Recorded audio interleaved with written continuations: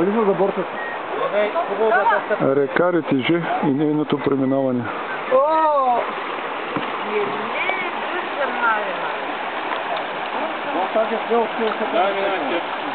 Стъпи там на някои откритите камъни.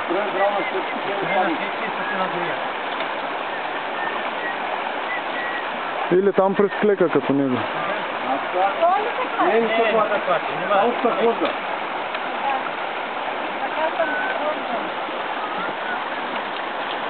Да, през клека удобно. Да. Да, ще включи.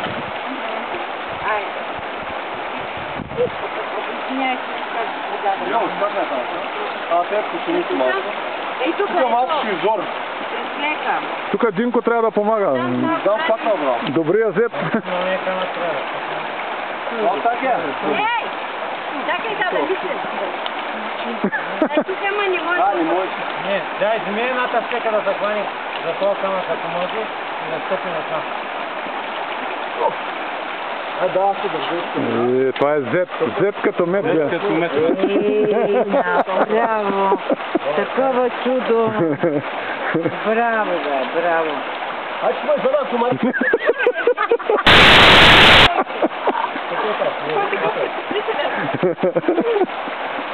Ай, как се менява?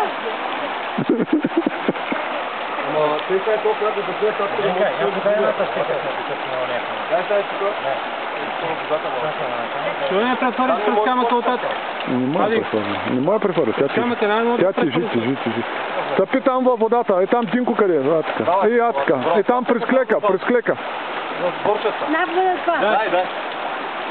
Дай ги на друг. За борчата, ма през борчата? Чакай, Най-добре. Чакай да вземеш и да... Давай, балстак е само напред, назад не може. Тук Миленка. Може би едната, дай едната. Чакай, че се идва Миленка, много интересно надупва ни прави това тук. Ай, Динко, спани Милена. Милена, кома тя това не ми обещава.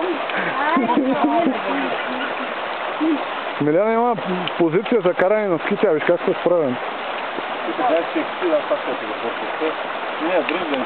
Левия крак се пи на скрития камък. На скрития метак. На скрития, така. И там вече се прехвърля. Само аз съм минах без стъпвам на мокрая камък. Ти си по-напред с материала, ти си бил на курси за алпинист. Това ще беше на млади.